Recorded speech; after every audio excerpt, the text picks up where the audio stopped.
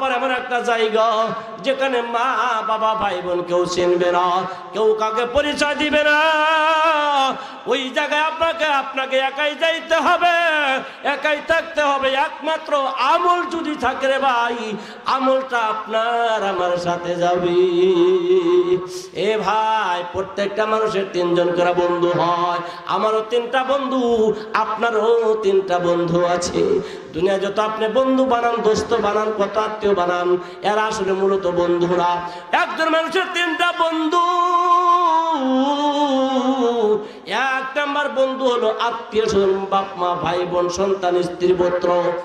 2 number বন্ধু হলো সম্পদ, যেই মালের জন্য আমরা দিনকে দিন বলি না, রাতকে রাত বলি না, পরের মালকে মারতে দ্বিধাবোধ করি না। গলা কাইটা নিলে গলা কাইটারও মাল নিতে দ্বিধাবোধ করি না। 2 নাম্বার বন্ধু সম্পদ। 3 নাম্বার বন্ধু আপনার আমল। এ বাবারা ভাইরা, আমার কিতাবের মধ্যে লেখে এবং বাস্তব প্রমাণ, বাস্তব অভিজ্ঞতার আলোকে দেখা যায়, যখন আপনি মারা যাবেন, মৃত্যুর কোলে ঢলে পড়বেন, সঙ্গে সঙ্গে বাবা মা ভাই বোন আত্মীয় স্বজন যারা, তারা আপনাকে নিয়ে কবর পর্যন্ত পৌঁছাবে। কথা বলেন ঠিক কিনা? এ বন্ধু, আপনি মৃত্যুবরণ করার সঙ্গে সঙ্গে আর একটা বন্ধুর সম্পদ, টাকা পয়সা, বাড়ি গাড়ি, যত কিছু আছে সঙ্গে সঙ্গে আপনার থেকে আলাদা হয়ে যায়। অনেক ভাই দেখা যায় ফেসবুক ইউটিউবের সংবাদ মাধ্যমে, খবরের পেপারে দেখা যায় বাবা মারা গেছে, ভাই ভাই ভাই মারামারি কাটাকাটি লাগিয়া গেছে। আগে জায়গা জমি ভাগ করো, বাসা বিল্ডিং ভাগ করো, কাকে কোন বিল্ডিং দিবা সেটা আগে বলো। এ বন্ধু, তারপরে বাবাকে মাটি দিব, এমন ঘটনা অনেক গ্রহরও দেখা যায়। কথা বলেন ঠিক কিনা? আমার বন্ধুগণ, আমার এই মাল সম্পদ যেটা আছে, আমি আপনি মারা গেলে এই মাল আমার থেকে কাইটা পড়বে, এই মাল আমার আর কোনো কাজে লাগবে না। 2 নাম্বার বন্ধু বাপ মা ভাই বোন আত্মীয় বন্ধু বান্ধব, এরা আমাকে আপনাকে সুন্দর করিয়া গোসল দেওয়া, কাপড় পরাইয়া, খাটে শুয়াইয়া শুয়াইয়া ভাইগো কবর পর্যন্ত নিয়া দাফন করে মাটি দিয়া তারা চলে আসবে। আর কিন্তু জীবনেও আমার আপনার কবরে যাবে না। 1 নাম্বার বন্ধু সম্পদ চলে গেল, 2 নাম্বার বন্ধু আত্মীয় স্বজন, তারাও আমাকে কবরে একা রাইখা চলে গেল। 3 নম্বর বন্ধু, বন্ধু নিজের আমল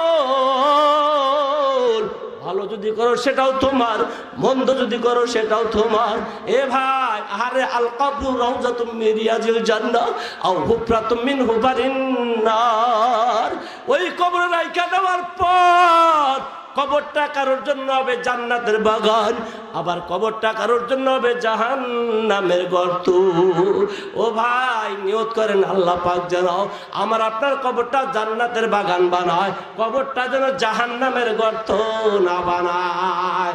নবী বলে, আল কবরু রাউযাতুম মিন রিয়াজিল জান্নাহ আও হুফরাতুম মিন হুফারিন নার। কবরটা হয়তো জান্নাতের বাগান হবে, না হয়তো জাহান্নামের গর্ত হবে। এই জন্য বন্ধুগণ আমার, সাবধান সাবধান সাবধান।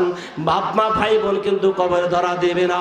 অর্থ সম্পদ টাকা পয়সা দুনিয়াতে অনেক সময় ধরা দেয় না, আবার কবরে তো প্রশ্নই আসে না। 3 নাম্বার আমল, যে আমলটা আছে বন্ধু, এই আমল দিয়া আমি আপনি পার পাবো কিনা একটু চিন্তা কইরা দেখেন। এই আমলটা দিয়ে আমি আপনি নাজাত পাবো কিনা একটু চিন্তা কইরা দেখেন।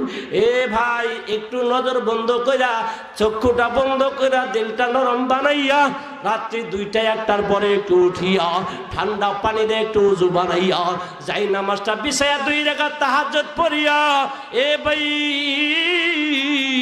আপনি চক্ষু বন্ধ করা যাই নামাজে বৈশা যদি একটু 2টা মিনিট নিরিবিলি ভাবতে পারেন, আরে ছোট মানুষ বড় হইলাম, বিবাহ শাদী করলাম, দাড়ি চুল পাইকা আস্তে আস্তে বুড়া হইতেছে, কবর দিকে রওনা হইলাম, আমার কি আমল আছে, আমি কি আমল করছি রে বন্ধু?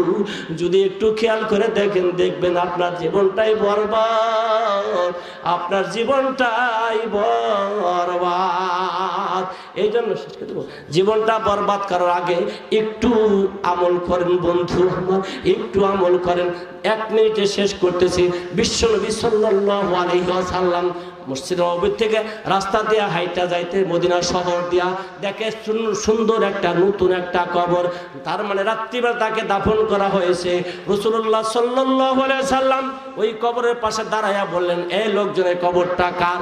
লোকজন খবর দিল, হুজুর এই গ্রামের মুরব্বী ধরেন, যেই মুরব্বী যেমন গোলাম মোস্তফা, এই লোকটার কবর। আহারে আল্লাহ রাসূল দাঁড়াইয়া গেলেন, দাঁড়াইয়া কবরের সাথে ওই লাশটার সঙ্গে কথা বলা শুরু কইরা দিছি। রাসূল কথা বলতেছে কবরের লাশের সাথে। আল্লাহ রাসূলের সাহাবীরা বলে, ইয়া রাসূলুল্লাহ আপনি কবরের পাশে দাঁড়াইয়া দাঁড়াইয়া কার লগে কথা কন? নবীজি বললেন, এই বুড়ার লগে কথা কইলাম, বুড়ার লগে কথা কইলাম। বলে কি কইলেন? বলে আমি বুড়ারে জিজ্ঞাসা করলাম, এ বুড়া তুই তো বড় শান শওকতে আসিস, ফুলের বাগানে ফুলের বিছানার মধ্যে আসিস, তোরে আল্লাহ কি কারণে মাফ করলো একটু বলবি? বুড়া কয়, হুজুর আমার কোনো আমল নাই, আমার কিচ্ছু আমল নাই, একটা মাত্র আমল করছি। কি? বলে আমি মসজিদে গিয়া হুজুরের ভরসা করি নাই, মুয়াজ্জিনের ভরসা করি নাই, আমি একটু মসজিদটা ঝাড়ু দিছি। যাওয়া যায়, আমার আপনার মালিক আল্লাহ, ওই আল্লাহর কাছে দুইটা জায়গা রাইখা দিছি। একটার নাম হলো জান্নাত, আর একটার নাম হলো জাহান্নাম। কোন মানুষ যদি আমার আল্লাহ আল্লাহ আল্লাহকে আল্লাহ বলে স্বীকার করিয়া আল্লাহর বিধান মোতাবেক জীবনটা চালায়, রাসূলের তরিকা মোতাবেক তার জীবনটা চালাইতে পারে, ও বন্ধু দুনিয়ার থেকে যখন আপনি বিদায় হয়ে যাবেন, হায়াতের চাবিকাঠি শেষ হয়ে যাবে, পরকালের জীবনে যাওয়ার সঙ্গে সঙ্গে আল্লাহ রাব্বুল আলামিন খুশি হইয়া আমাকে আপনাকে জান্নাতের ব্যবস্থা কইরা দিবি। সুবহানাল্লাহ কইবেন না? এ বন্ধু যদি আপনি আর আমি আল্লাহর বিধান না মানিয়া আল্লাহর বিপক্ষে কাজ করি, তার বিরুদ্ধে ঘোষণা করি, তার হুকুমগুলো না মানি, মৃত্যুর পরে কিন্তু দুনিয়াতে সরকারের আইন না মানলে যেমন জেলখানা যাইতে হয়, ও ভাই গো দুনিয়ায় থাকা অবস্থায় মালিকের হুকুমগুলো যদি না মানো, পরকালে মৃত্যুর পরে আল্লাহর বান্দা গরি আল্লাহর ফেরেশতারা হাতে পায়ে বেরি লাগাইয়া লাগাইয়া টানিয়া টানিয়া আল্লাহর জাহান্নামে দিবি। এ বন্ধুগণ, আমার আল্লাহ বলে, মা খালাকতুল জিন্না ওয়াল ইনসা ইল্লা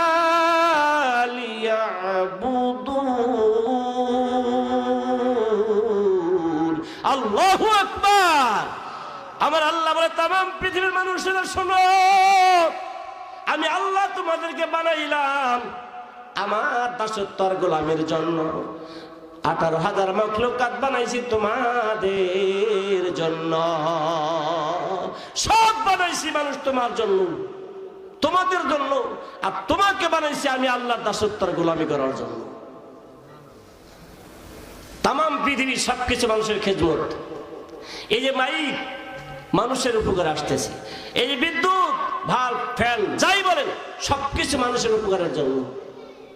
আর এই মানুষকে বানাইছে আল্লাহ পাকের দাসত্ব আর গোলামি করার জন্য। আল্লাহ বলছে, আমার হুকুমগুলো মানো, নামাজ পড়ো, রোজা রাখো, সামর্থ্যবানরা হজ করো, সামর্থ্য যাদের আছে তার যাকাত দাও। এটা মানা আল্লাহর বিধান, এটা মাইনা যাবেন, জান্নাতে যাবেন। সুদ খাইও না, সুদ দিও না, অপরের সম্পদ দখল করো না, মারামারি কাটাকাটি করো না, যদি এগুলা করো জাহান্নামে যাইতে হবে। আমার বন্ধুগণ, আমার ভাইরা, আমার আল্লাহর নাম রহমান, আমার আল্লাহর নাম রহিম। আমার আল্লাহ ডাক দেয় বলে, আলহামদুলিল্লাহি রাব্বিল আলামিন ওয়া মা আরসালনাকা ইল্লা রাহমাতাল লিল আলামিন। আল্লাহ বলে, আমার নাম রব্বিল আলামিন, আমার হাবিব, আমার বন্ধু মুহাম্মদুর রাসূলুল্লাহ আল্লাহ বলে রাহমাতাল লিল আলামিন। আল্লাহ বলে তামাম পৃথিবীর মানুষ শুনো, যতগুলো বস্তুর উপরে আমার রুবুবিয়্যাত, ততগুলো বস্তুর উপরে আমার নবী মুহাম্মাদের নবুবিয়্যাত। আল্লাহ বলেন আমি তামাম পৃথিবীর মানুষকে লালন পালন করে নেওয়ালা, আমি সৃষ্টিকারী, আমি তাদের রব, আমি তাদের আল্লাহ। আর আমার বন্ধু রহমাতাল লিল আলামিন, আমার বন্ধু যদি আমার কাছে দোয়া করে, আমি আল্লাহ আমার বন্ধুর দোয়া কখনো ফিরাইতে পারি না।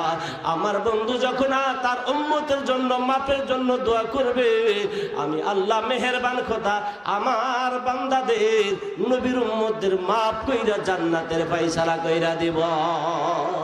এই বন্ধুগণ, আমার এই নবীজির অনুসরণ অনুকরণ আমার মধ্যে যদি না থাকে, আপনার মধ্যে যদি না থাকে, নবীজির আশেক দাবি করলেও লাভ নাই। অনেক লোক আছে শুধু উপরে উপরে নবীজির আশেক দাবি করে, ভিতরে নবীজির সুন্নতের কোনো বালাই নাই, আছে না নাই? আমার আল্লাহ বলে কুল ইন কুনতুম তুহিব্বুনাল্লাহ,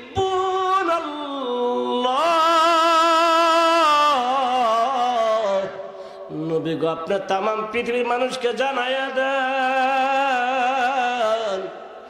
ও দুনিয়ার মানুষ, তোমরা যদি আল্লাহ তাআলাকে ভালোবাসতে চাও, আল্লাহ তাআলার ভালোবাসা পেতে চাও, আমার আল্লাহ তাআলাকে মহব্বত করতে চাও, আল্লাহ ডাকর হাবিব আপনি জানা দেন, তাহলে তোমার দিকে ইশারা কইরা জানায়া দাও, ফাত্তাবিউনি। তোমরা আল্লাহকে ভালোবাসতে চাইলে, আল্লাহর ভালোবাসা পাইতে চাইলে আমি নবীজির অনুসরণ অনুকরণ করো। আল্লাহকে ভালোবাসতে চাইলে আগে আমি নবীকে ভালোবাসো, আল্লাহকে ভালোবাসার আগে আমি নবীকে ভালোবাসো। আমি নবীকে যদি ভালোবাসতে পারো, আল্লাহ পাক তোমাদের ভালোবাসবে। শুধু ভালোবেসে ক্ষান্ত হবে না বন্ধু, আল্লাহ পাক বলে আমি তো তোমাদের ভালোবাসবই। শুধু তাই নাই, তোমাদের জিন্দেগীর গুনাহগুলো মাফ কইরা দিব। ওয়া ইয়াগফির লাকুম যুনুবাকুম, আল্লাহর নাম গফফার, আল্লাহর নাম সত্তার, দোষ গোপন করনে ওয়ালা।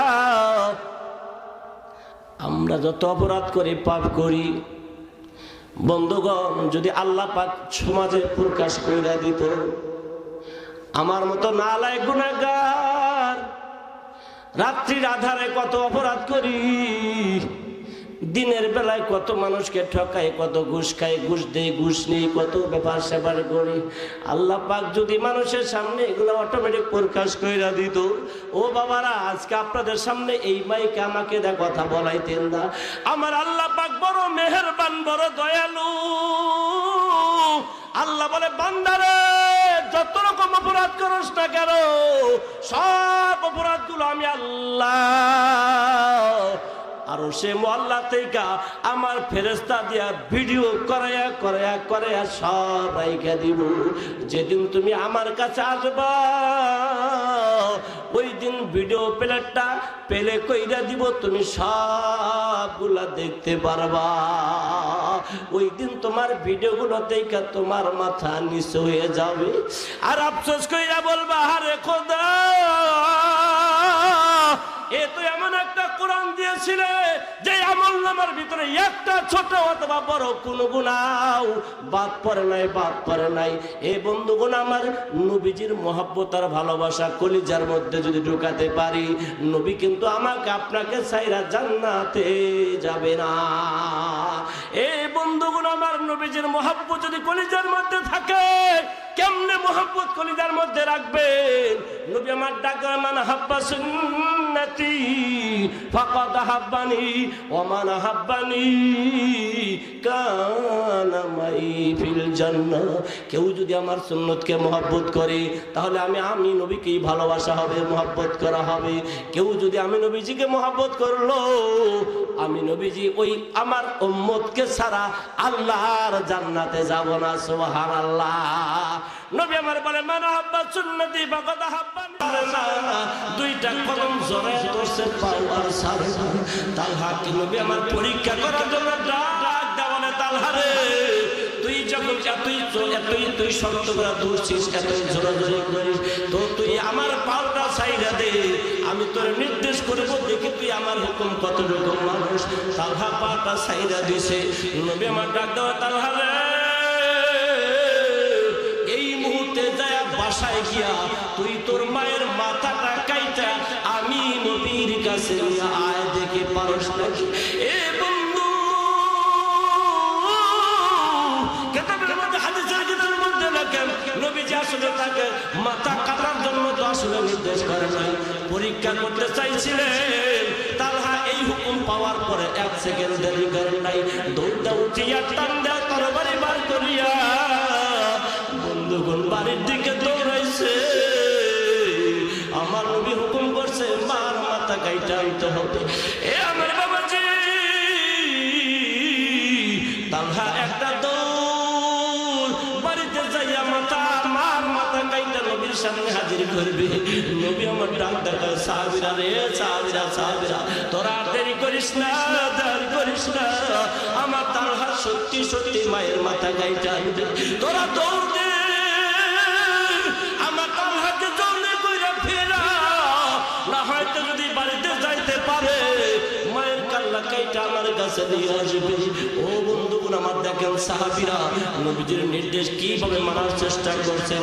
সাহাবীরা দৌড়ে গিয়ে তাল্লাকে জড়ায় ধরছেন, দয়ার নবী তোকে আবার ফিরে যাওয়ার জন্য আদেশ করছে। তালহা ক্ষান্ত হয়ে গেছে, নবীজির সামনে আনা হলো। নবীজির ডাক দেওয়া, তালহা রে, দুনিয়াতে আল্লাহ আমাকে পাঠাইছে সম্পর্ক গড়ার জন্য, সম্পর্ক ভাঙ্গার জন্য আল্লাহ আমাকে পাঠায় নাই। সম্পর্ক গড়ার জন্য পাঠাইছে, ভাঙ্গার জন্য পাঠায় নাই। আর মায়ের হুকুম তো মানো ফরজ আল্লাহ কইরা দিছে, বাবার হুকুম মানাও তো আল্লাহ পাক ফরজ কইরা দিছে। আমি তোর মায়ের মাথা কাটতে বলি নাই, আমি তোর উপরে উপরে বলছি, তুই কেমন আমার অনুসরণ করস, আমার কত ভক্ত তুই, এইটা দেখার জন্য আমি তোকে নির্দেশ করেছি। এ আমার বন্ধু, নবীর সাহাবীরা নবীকে যত ভক্তি আর শ্রদ্ধা আর অনুকরণ করছে। বর্তমান যুগে আমার কিছু পীর ভাই আছে, পীরের মুরিদ আছে, তারা নবীজিকে এত মহব্বত করে না, ভালোবাসে না, পীরের হুকুম পাইলে নিজের জীবনটাও দেয়া যায়। কথা বল ঠিক কিনা? ওই পীরের মুরিদরা আবার নামাজ পড়ে না, রোজাও করে না, রাগ করেন না, যে কথা না বললেও চলে না। এই মুরিদের প্রত্যেক বছরে উরুস শরীফ আসলে টাকা না থাকলে সুদি কইরা টাকা হইলে গরু ছাগল নিয়া পীর বাবার বাড়িতে যায়, আসে না?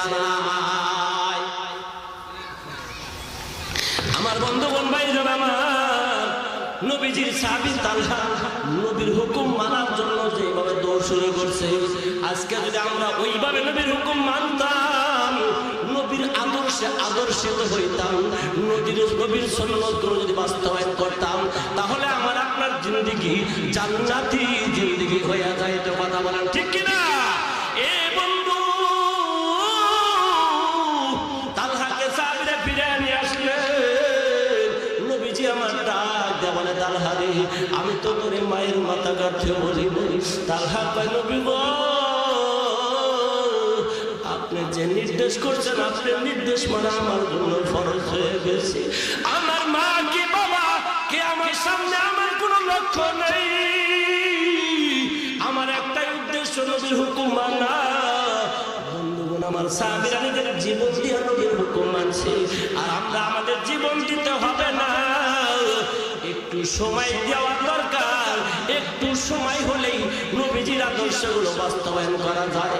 সাহাবীরা জীবন দিয়ে নবীর হুকুম মানছে, আমরা একটু সময় দিয়াও নবীজির সুন্নতগুলো মানি না। কথা কন ঠিক কিনা? এ আমার বন্ধু,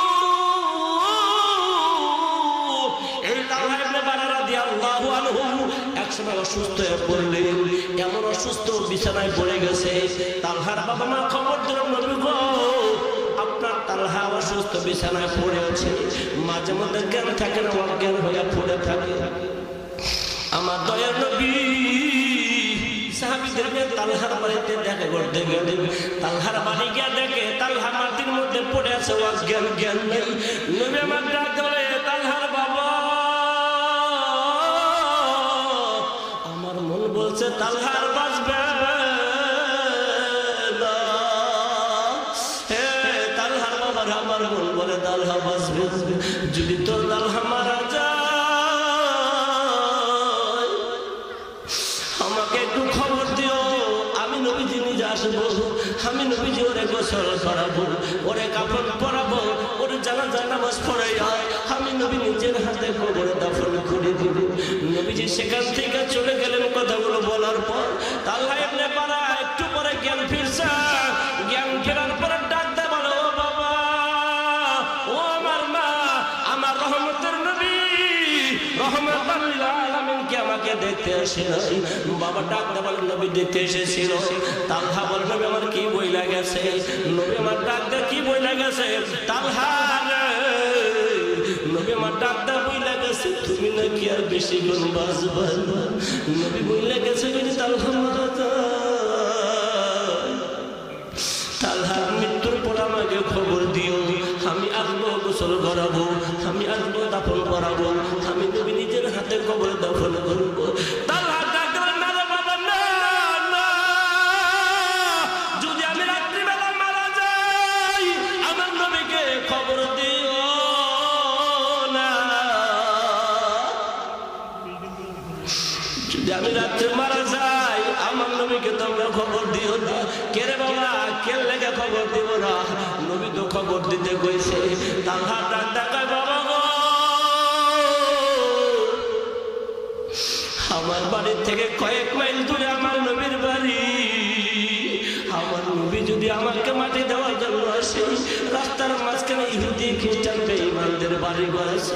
আমার রহমতুল নবীর গায়ে যদি ওরা কাঁটা দিয়ে আঘাত করে, আমার নবীর পায়ে যদি একটু কাঁটাও ফুটে, আমি তাহলে কেমনে মাওলার দরবারে হাজিরা দেব? কেমনে আল্লাহর সামনে আমি মুখ দেখাবো? যদি আল্লাহ বলে, তালহা রে, তোর জানাজায় যাওয়ার পরে আমার নবী অসুস্থ হয়ে পড়ছে, তোর জানাজায় যাওয়ার পরে আমার নবী আঘাত পাইছে, আমি কেমনে মাওলার সামনে মুখ দেখাবো? ও বাবা, নবী যখন বইলা গেছে, যদি হায়াত না থাকে, যদি মৃত্যুবরণ করি, তোমরা আমার লাশটা দাফন করিয়া করিয়া করিয়া রাত্রিবেলা দাফন শেষ করিয়া ফজরের নামাজ যখন নবীজির পিছনে আদায় করতে যাইবা, ও বাবা, নবীজির পিছনে ফজরের নামাজ পড়িয়া নামাজ শেষ করিয়া সালাম ফিরাইয়া আমার রহমতের নবীর কাছে আমার মৃত্যুর খবরটা দিও। সত্যি সত্যি আল্লাহ পাক তালহাকে দুনিয়া থেকে বিদায় করে নিলেন। রাত্রিবেলা তালহা মারা যায়, আর নবীকে আর খবর দেওয়া হলো না। তার এখন গোসল করাইয়া, কাপড় পরাইয়া, জানাজা করাইয়া কবরস্থ করার করতে করতে ফজর আজান হয়ে গেছে। আমার বাবাজি ভাই যান, ফজর আজান হওয়ার পর সবাইকে নবীজির পিছনে নামাজ পড়ছে। নামাজ পড়িয়া দেখবেন ফজরের পরে প্রত্যেকটা মুসলিম ইমাম সাহেব ঘুরে কিন্তু মুসল্লির দিকে বসে। হুজুর বলতেছে, বারা, তোমার সন্তান তালহার খবরটা কি বলো? সবারই খবর নিতেছে। বারা ডাক দেখা, ইয়া রাসূলুল্লাহ, ওগো নবীজি, আপনার তালহা গত রাত্রে দুনিয়া হতে বিদায় হয়ে গেছে। নবী গো, আমরা তাকে দাফন করে আপনার কাছে নামাজ পড়তে এসেছি। নবী আমার ডাক দেবে, তালহার বাবারা, আমি তো বলছিলাম তোর আমার একটু খবর দিও। আমি নবী নিজে গিয়ে ওকে দাফন করাবো, আমি নবী নিজে তাকে কবরে নামাবো। ও বাড়ারে, তোরা কেন খবর দিস? বাবা দুইটা চোখের পানি সাইডে দেখা, হুজুর সন্তানকে বলছিলাম, নবীজি তোমার মৃত্যুর খবর শোনাইতে গেছে। সন্তান ডাক্তার, বাবা রাস্তা যদি আমার দয়াল নবী আসার সময় কোন বেঈমান বেদুইন ইহুদি নবীজিকে টোকা দেয়, আঘাত করে, আমার দিলে সয় না, আমার কলিজায় মানবে না। বাবারা ভাইরা, ওই নবীর উম্মত আমরা, ওই নবীজিকে নিয়ে কত কটূক্তি করা হয়, নবীজিকে বেয়াদব বলে গালি দেওয়া হয়, নবীজির ব্যঙ্গচিত্র করা হয়। আমরা মুসলমান, আমাদের গায়ের ভিতরে কোনো জ্বালা পোড়া ধর্মা কথা কওনা গা ভাই। ভাই, এর মানে এটাই হলো ঈমান। এখন আমার আপনার পরিপূর্ণ হয় নাই। আমার সামনে, আপনার সামনে আমার নবী আপনার নবীকে গালি দিবে। ইহুদির বাচ্চারা, কাফের বেঈমান খ্রিস্টানেরা মুসলমানের গায়ে যদি জ্বালা না ধরেন, মুসলমানের গায়ে যদি আগুন না ধরে, বুঝতে হবে এখনো মুসলমান হতে পারো নাই। কথা বলেন ঠিক কিনা? এ বন্ধুগণ, আমার ভাইরা, তালহা ডাক ধরে, বাবা গো, খবরদার খবরদার, আমার জানাজা করার আগ পর্যন্ত কোনো নবীকে খবর দিও না। জানাজা নামাজ শেষ কইরা, নামাজ পড়া নবীকে জানাইছে, নবী গো, আমার বাবা, আমার ছেলে তালহা দুনিয়াতে বিদায় হয়ে গেছে। নবী আমার ডাক ধরে, সাহাবীর দল, আর দেরি করা যায় না, তোরা জলদি করে চল, দেখি তোর পোলারে কোথায় মাটি দিছ। আল্লাহর নবী আর দেরি করলেন না, তালহার লাশ দেখা, তালহার কবর দেখা জন্য ছুটছে। আল্লাহ রাসূল সাল্লাল্লাহু আলাইহি সাল্লাম ওই কবরের পাশে দাঁড়াইয়া আল্লাহর কাছে মোনাজাত কইরা বলে, মালিক আল্লাহ, তালহাকে যেদিন তোমার সাথে, তোমার সামনে দাঁড় করানো হবে, ওই দিন তুমি আল্লাহ তালহাকে দেখা মিষ্টি মিষ্টি হাসিও। সুবহানাল্লাহ কয় না রে? নবীজির দোয়া। ভাই, যাকে দেখে আল্লাহ মুস্কি মুস্কি হাসবে, তারে বুঝি জাহান্নামে দিয়ে দিবে? কথা বল না, দিবে? নবী আমার ডাকে, আল্লাহ তুমি তাকে দেখা মুস্কি মুস্কি হাসিও। শুধু তাই নয়, তালহাও যেন তোমাকে দেখা মুস্কি মুস্কি হাসে। আল্লাহু আকবার বলেন। এ বন্ধুগণ আমার, ওই নবীর আদর্শে আদর্শিত হও, জীবনটা নবীর রঙে রঙিন বানাও, নবীজি রঙে রঙিন হইয়া কবরে যাও। আমার আল্লাহ বলছে, ইয়া আইয়ুহাল্লাযীনা আমানু তাকুল্লাহ হাক্কা তুকাতিহি ওয়া লা তামুতুন্না ইল্লা ওয়া আনতুম মুসলিমুন। আল্লাহু আকবার। আল্লাহ বলে, তামাম পৃথিবীর মুসলমান মুমিনেরা শোনো, তোমরা প্রকৃত ঈমানদার হও, আমি আল্লাহকে ভয় করো, ভয় করার মতো ভয় করো, প্রকৃত ঈমানদার বান্দা হও, তারপরে তোমরা মৃত্যুর বিছানায় যাও, ঈমানদার হও, তারপরে কবরে যাও। ঈমানদার না হয়ে কেউ কবরে যায় না।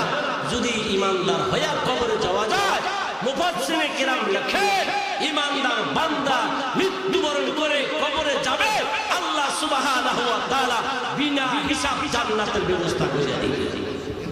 সুবহানাল্লাহ কইবেন না? ঈমান নিয়ে যদি কেউ মৃত্যুবরণ করতে পারে, ঈমান নিয়ে যদি কবরে যাইতে পারে, মুমিন হয়ে মৃত্যুবরণ করতে পারে, তার জন্য কোনো প্রশ্ন নাই, আল্লাহ পাক তাকে মাফ করে জান্নাত দিয়ে দিবে। কেউ যদি বেঈমান হয়ে মারা যায়, ঈমান হারা হয়ে মারা যায়, মুফাসসিরিনে কিরাম লেখেন তাকে বিনা হিসাব জাহান্নামে যাইতে হবে।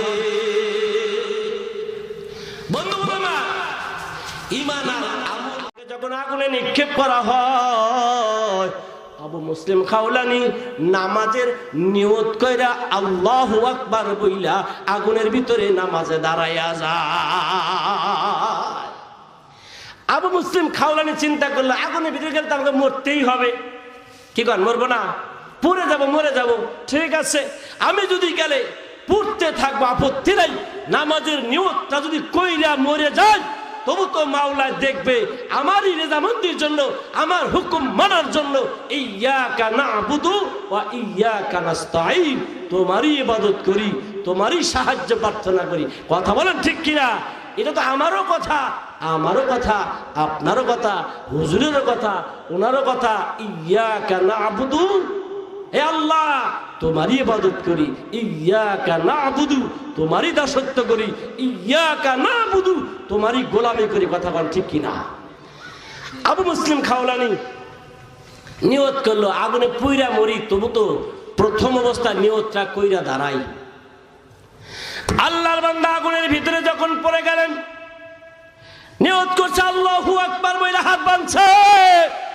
এ বন্ধু, আল্লাহু আকবার বইলা যখন নামাজে দাঁড়াইছে, আমার আল্লাহ যেমন আমাদের আদি জাতির পিতা ইব্রাহিম খলিলুল্লাহকে আগুন থেকে বাঁচাইয়া দিছে, পিতাকে যেমন আল্লাহ বাঁচাইছে, সন্তানকেও আল্লাহ একই কায়দায় আগুন থেকে বাঁচাইয়া দিছে। বাবা ইব্রাহিমকে যেমন আগুনে পোড়ায় নাই, আবু মুসলিম খাওলানি আগুনে ঝাঁপ দিয়ে আল্লাহু আকবার নিয়ত করা সঙ্গে সঙ্গে আমার আল্লাহ পাক ডাক দেন, এ আগুন খবরদার, আমার বন্ধু ইব্রাহিমকে যেমন তোরা জ্বালাতে পারিস নাই, এই আমার আবু মুসলিম খাওলানিকেও তুমি জ্বালাইয়া দিও না। সুবহানাল্লাহ। আবু মুসলিম খাওলানি আগুনের ভিতরে নামাজ পড়তেছে, আল্লাহু আকবার, আগুনে একটা পশম পর্যন্ত জ্বালায় নাই। এ বন্ধু, এখনো যদি কোনো মানুষ ওই আল্লাহর ভরসা করে নবীর তরিকা জীবন যাপন করতে পারে, হক বাতিল পার্থক্য করে চলতে পারে, আল্লাহ খুশি হয়ে যাবে। এখনো তাকে জাহান্নামের আগুন থেকে বাঁচাবে। শুধু তাই নয়, দুনিয়ার আগুন থেকেও আল্লাহ তাকে বাঁচাবে। সুবহানাল্লাহ বলেন। এজন্য নবীজির আদর্শে আদর্শিত হওয়া দরকার, নবীজির রঙে রঙিন হওয়া দরকার। কথা বলেন ঠিক কিনা? এ বন্ধুগণ আমার, বড় কষ্ট লাগে দেখেন, এত বড় একটা অ্যারেঞ্জমেন্ট আয়োজন, অথচ মানুষ অল্প। এই যে আপনাদের আপনাদের কি বলে, এই যে বালুচরা কালকে দুদিন থেকে কি রকম হচ্ছে কিনা ভাই, হচ্ছে কি? কথা বলেন না, মাইকেন শোনেন নাই আপনারা? ওখানে মানুষের অভাব নাই। এ বাবারা, ভাইয়েরা আমার, এটা জান্নাতের বাগান, ওটা জাহান্নামের আসর। জান্নাতের ভিতরে জান্নাতি মানুষগুলো বসে, ভিআইপি আসরে ভিআইপি মানুষগুলো বসে। কথা বলেন ঠিক কিনা? এটা ভিআইপি একটা আসন। রাসূলের ঘোষণা, ইজা মারাতুম বিরিয়াজিল জান্নাহ, জান্নাতের বাগান এটা, জান্নাতের বাগানে জান্নাতীরাই বসে। কথা বলেন ঠিক কিনা? জান্নাতের বাগানে জান্নাতীদেরকে আল্লাহ বসায়, জাহান্নামীদেরকে বসায় না। এ বন্ধু, জাহান্নামী যেন আল্লাহ আমাকে আপনাকে না বানায়, জান্নাতে যেন আল্লাহ আমাকে আপনাকে যাওয়ার ব্যবস্থা করা যায়। কেন আমি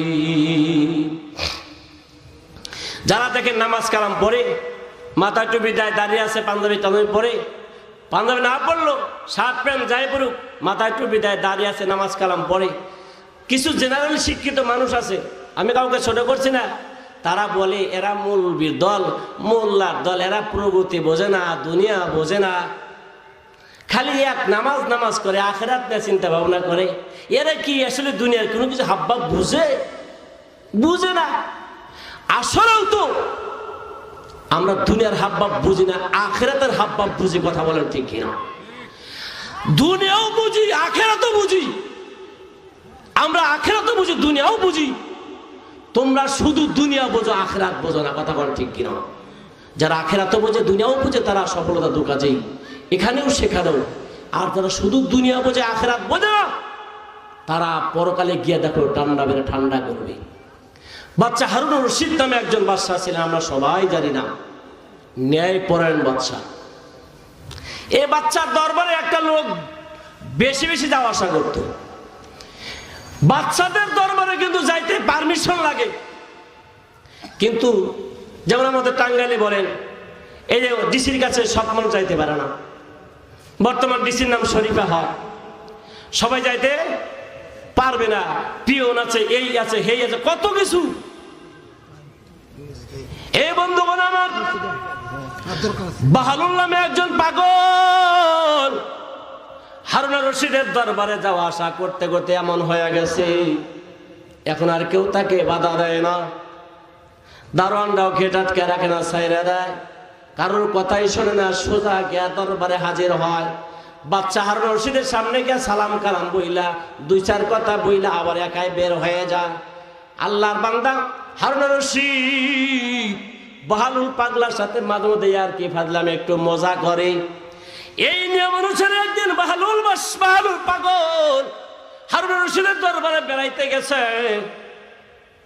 বাহালুল পাগলকে দেখে হারুন রশিদ কিছু মজা করার পরে ডাক দে বলে, এই পাগলা শোনো, তোমরা মৌলবী মানুষ, খালি আল্লাহ আল্লাহ করো, নামাজ কালাম পড়ো, দুনিয়ার সম্পর্কে তোমাদের কোনো ধ্যান নাই, ধারণা নাই, খেয়াল নাই। তবে আমি তোমাকে একটা জিনিস উপহার দিব। কি উপহার? বলে এই যে একখানা লাঠি, এই আমার লাঠিটা আমি তোমাকে হাদিয়া দিলাম, উপহার দিলাম। একটা কথা মনে রাখিও। কি কথা মনে রাখবো? এই হাদিয়াটুকু তোমাকে এই জন্য দিলাম, এ বাহালুল, তোমার থেকে যদি কোনো অবং মানুষ, আহাম্মক মানুষ পাও, গাদা মানুষ পাও, তাহলে এই লাঠিটা তুমি তাকে হাদিয়া দিও। বাহালুল পাগল অনেক জ্ঞানী মানুষ, যদিও মানুষ তাকে পাগল বলে, আসলে দুনিয়ার কোনো পাগল না, পাগল আমার আল্লাহ। এ বন্ধু, আল্লাহর পাগল, আল্লাহর আশিক, নবীজির আশিক বান্দা, আশিক কা দিল বানায়া आईनाए अल्लाह ने उसको रोशन कर दिया है इश्क़ रसूलुल्लाह ने। বাহালুল বাদশাহ না তো পাগল, কিন্তু সে তো দুনিয়ার বাদশাহ না, পরকালের বাদশাহ আল্লাহ বানাবে। জোরে বলেন সুবহানাল্লাহ। বাহালুলের কলিজার ভিতরে আল্লাহর ইশক, প্রেম, প্রীতি, ভালোবাসা আর নবীজির মোহাব্বত দিয়ে ভরপুর। এজন্য কবি বলে, আশিকু কা দিল বানায়া আইনায়ে আল্লাহ নে উসকো রোশন কর দিয়া है इश्क़ रसूलुल्लाह ने। যারা আশিক হয় তাদের দিলকে আল্লাহ পাক আল্লাহর নূর দেখার জন্য আয়না বানায়া দেয়। সুবহানাল্লাহ বলেন। আর ওই আয়না দিয়া আল্লাহর নূরকে দেখার জন্য আল্লাহ আয়না বানায়, আর ওই আয়নার ভিতরে রাসূলুল্লাহর মোহাব্বত আর ইশক, ভালোবাসা এসে ওই আয়নাটা রোশন করে দেয়, লাইট বানায় দেয়, উজ্জ্বল বানায় দেয়। বন্ধুগণ আমার সুবহানাল্লাহ। এই অন্ধকার রাত্রে যেমন কিছু দেখা যায় না, এই লাইটিং মানে কত কিছু করা হয়েছে আল্লাহকে দেখার জন্য। আল্লাহ মুমিনের কলবটাকে আল্লাহ আয়না বানাইছে, আয়না বানাইছে দেখার জন্য। কিন্তু অন্ধকার থাকলে যেহেতু দেখা যাবে না, রাসূলের ইশক আর মোহাব্বত আয়েশা কলিজাটা, কলবটা আলোকিত কইরা দেয়, আর বান্দা আল্লাহর নূরকে দেখে। বলেন সুবহানাল্লাহ। এই বাহালুল পাগলকে আল্লাহ রাব্বুল আলামিন এমন একটা পাগল বানিয়ে দিয়েছেন, সরাসরি আল্লাহর নূর দেখে। বাহালুলকে লাঠি হাদিয়া দিল, বলল, পাগল তোমাকে লাঠিটা হাদিয়া দিলাম, যদি তোমার থেকে কোনো বেকুব আহাম্মক কোন লোক পাও তাকে লাঠিটা হাদিয়া দিও। বাহালুল লাঠিটা যত্ন করে নিয়েছেন, কারণ বাচ্চার হাদিয়া গ্রহণ করলেন। হাদিয়া গ্রহণ করা সুন্নত, গ্রহণ করে নিয়ে গেলেন। লম্বা চূড়া ঘটনা বন্ধুগণ আমার। এক সময় খবর পাইল বাহালুল হারুন রশিদ অসুস্থ হয়ে পড়ছে, মৃত্যু শয্যায় পাঞ্জা লড়তেছে। বাহালুল পাগল হারুন রশিদকে দেখার জন্য চলে গেছে। এ আমার বাবাজি, ভাইগণ আমার, এই কথাগুলো আমার জন্য প্রয়োজন, আপনার জন্য প্রয়োজন হবে। একটু মনোযোগ দিয়ে শোনেন। বাহালুল বাদশাহ, বাহালুল পাগল হারুন রশিদ বাদশাহকে দেখার জন্য চলে গেছে। গিয়া দেখে মৃত্যু শয্যায় সজ্জিত আল্লাহর পাগল। ডাক দে বলে, বাদশাহ হারুন রশিদ আপনি কেমন আছেন? হারুন ডাক দে বলে, আর কেমন থাকবো, আমার সময় তো শেষ, বিদায় হওয়ার পালা, আমার তো এখন পরকালের সফর শুরু হয়ে যাবে। বাহালুল ডাক দে বলে, হুজুর আপনি প্রেসিডেন্ট বাচ্চা ছিলেন, আপনার নিয়ম ছিল বাংলাদেশ থেকে যদি ভারতে যাইতেন, আরে কত পাইক পেয়াদা, সাংবাদিক, মিডিয়া, কত কিছু আপনার উজির নাজির আগে পাঠিয়ে দিতেন, ওখানকার অবস্থা দেখতেন, যাওয়া যাবে কি যাবে না, কত কত কত কিছু করতেন। তারপর আপনি সৈন্য সামন্ত্র নিয়া ওই দেশে সফর করতেন। সংক্ষেপে বলে যাই, বাহালুল ডাকতে বলে, হুজুর বাদশাহ আপনি যে পরকালের সফর শুরু করবেন ওই জায়গাতে পাইক পেয়াদা সৈন্য সামন্ত কিছু পাঠাইছেন কিনা। দুনিয়ার নিয়ম আপনার, এখান থেকে ওই দেশে গেলে কত কিছু করেন, তা আপনি পরপারের সফরে যাবেন, তা আপনি কি হাদিয়া পাঠাইছেন, কয়জন পুলিশ পাঠাইছেন, কয়জন আর্মি পাঠাইছেন, ফৌজ পাঠাইছেন। বাহালুল পাগল রে, এটা এমন একটা সফর যেখানে কোনো লোক নিয়ে যাওয়া যায় না, একাই যাইতে হয়। হারুন ডাক দা বলে, বাহালুল এখানে এমন একটা সফর যেখানে কোনো সৈন্য সামন্ত খাটে না, র‍্যাব কুবরা সৌরা কিচ্ছু চলে না, আমাকে একাই যেতে হবে। বাহালুল ডাক দা বলে, হুজুর এমন একটা জায়গা আপনি সফর শুরু করছেন যেই জায়গাতে আপনি একাই যাবেন, ঠিক আছে। দুনিয়ার ভিতরে কোন মানুষ বিপদে পইরা গেলে বাবা ভাই না থাকলেও পার্শ্ববর্তী যে কেউ থাকে তাকে উদ্ধার করার চেষ্টা করে। দুনিয়ার মধ্যে কেউ যদি গরিব হয়ে যায়, কোনো ভাই না কোনো ভাই, কেউ না কেউ তাকে সাহায্য করে খাবার ব্যবস্থা করে। কোনো ভাই যদি কাপড় চোপড় না থাকে, অন্য মুসলমান ভাই হোক বা খ্রিস্টান হোক বা হিন্দু হোক, যারাই দেখবে তারা দয়া পরবশয়া তাকে পোশাকের ব্যবস্থা করে। কথা বলেন ঠিক কিনা? কিন্তু পরপর একটা ঘাটি যেখানে নিজের মা পরিচয় দিবে না, বাবাও পরিচয় দিবে না, ভাইও পরিচয় দিবে না, সন্তানও পরিচয় দিবে না। আমার আল্লাহ বলে, ইয়াউমা ইয়াফিরুল মারউ মিন আখি ওয়া উম্মিহি ওয়া বি ওয়া সাহিবাতিহি ওয়া বানি। এ বাবারা ভাইরা আমার, পরপর এমন একটা জায়গা যেখানে মা বাবা ভাই বোন কেউ চিনবে না, কেউ কাউকে পরিচয় দিবে না। ওই জায়গায় আপনাকে একাই যাইতে হবে, একাই থাকতে হবে। একমাত্র আমল যদি থাকে রে ভাই, আমলটা আপনার আমার সাথে যাবে। এ ভাই, প্রত্যেকটা মানুষের 3 জন করে বন্ধু হয়। আমারও 3টা বন্ধু, আপনারও 3টা বন্ধু আছে। দুনিয়া যত আপনি বন্ধু বানান, দোস্ত বানান, কত আত্মীয় বানান, এরা আসলে মূলত বন্ধুরা। একজন মানুষের 3টা বন্ধু। 1 নাম্বার বন্ধু হলো আত্মীয় স্বজন, বাপ মা ভাই বোন সন্তান স্ত্রী পুত্র। 2 নাম্বার বন্ধু হলো সম্পদ, যেই মালের জন্য আমরা দিনকে দিন বলি না, রাতকে রাত বলি না, পরের মালকে মারতে দ্বিধাবোধ করি না। গলা কাইটা নিলে গলা কাইটার মাল নিতে দ্বিধাবোধ করি না। 2 নাম্বার বন্ধু সম্পদ, 3 নাম্বার বন্ধু আপনার আমল।